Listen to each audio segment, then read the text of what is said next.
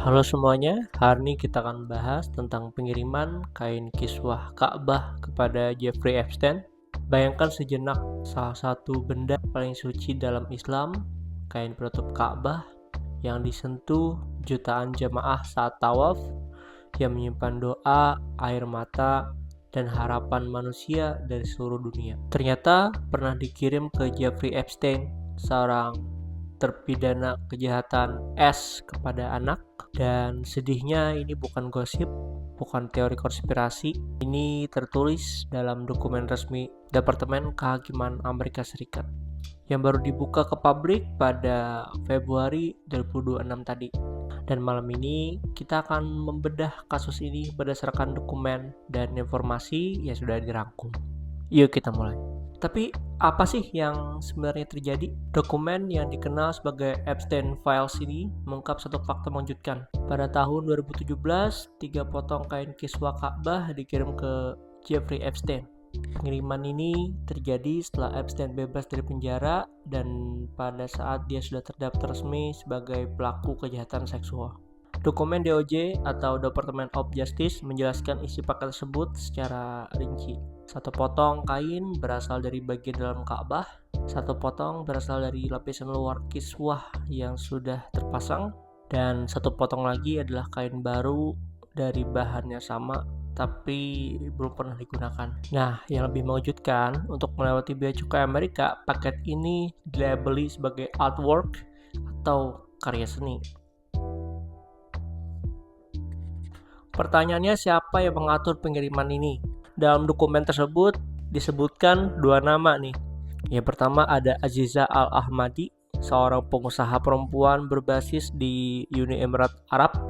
Dan yang kedua Abdullah Al-Mari, seorang rekan bisnis yang berada di Arab Saudi. Meskipun keduanya bukan pejabat resmi pemerintah, namun mereka jelas memiliki akses terhadap kiswah, sesuatu yang sangat dijaga ketat oleh otoritas Saudi. Email internal menunjukkan bahwa mereka mengatur logistik, mengurus jalur pengiriman, dan berkorespondensi langsung dengan staf Epstein. Dan Aziza bahkan masih menanyakan kondisi rumah Epstein setelah badai Irma. Artinya ini bukan cuma pengiriman anonim, ada hubungan personal di dalamnya. Salah satu email paling mengganggu di dalam dokumen ini berbunyi, potongan hitam ini telah disentuh setidaknya 10 juta muslim dari berbagai mazhab. Mereka meninggalkan doa, air mata, dan harapan mereka di sana, katanya. Kenapa kalimat ini penting? Karena ini menunjukkan bahwa pengirim dengan sadar sepenuhnya bahwa kain ini bukan sebatas kain gitu. Si pengirim tahu bahwa ini benda spiritual, dia tahu ini simbol kesucian, dia tahu ini sakral bagi umat muslim.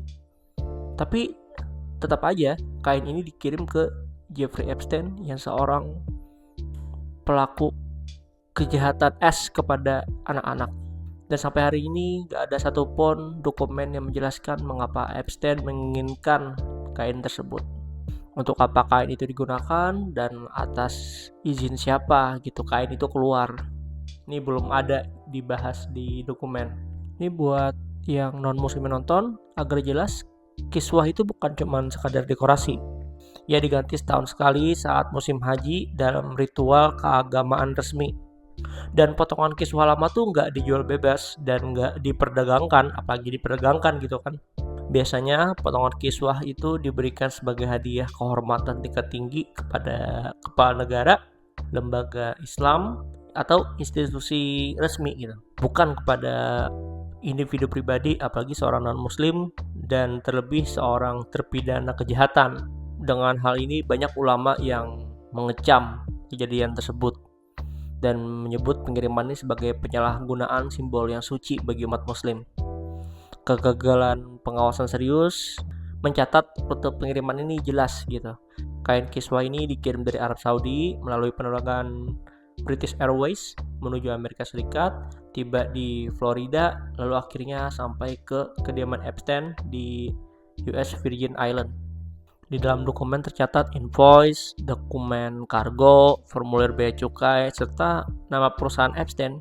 Nah, lalu gimana nih reaksi publik dan dunia muslim saat tahu hal ini?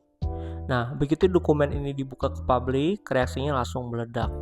Media Timur Tengah dan internasional mulai memberitakan kasus ini, termasuk Middle East Eye, Geni Shafak, Times of India, Anadolu, bahkan media Indonesia seperti CNBC Indonesia, Detik, dan Kompas. Kata-kata yang paling sering muncul adalah, ya ini sebuah penghinaan, eksploitasi simbol suci, dan skandal religius besar gitu. Di media sosial, Muslim banyak yang marah, banyak yang menuntut investigasi, dan banyak yang meminta klarifikasi dari pihak Arab Saudi dan Uni Emirat Arab. Namun sampai sekarang nggak ada pernyataan resmi dari pemerintah Arab Saudi maupun dari Uni Emirat Arab. Dan justru diamnya inilah yang memperbesar spekulasi, ya kan.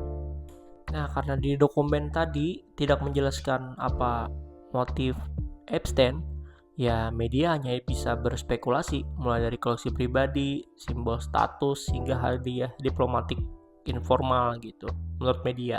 Namun ya semua itu belum bisa dibuktikan. Satu hal yang pasti nih ya, kain suci ini masuk ke dalam jaringan Epstein.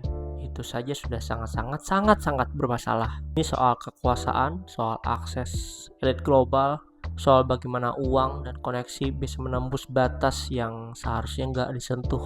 Ketika simbol paling suci bisa berpindah tangan secara diam-diam, maka pada akhirnya ini bukan lagi soal siapa yang mengirim, melainkan sistem apa gitu yang membiarkan ini terjadi gitu. Dan mungkin ini adalah salah satu bagian paling gelap dari kasus Epstein yang baru aja kita pahami.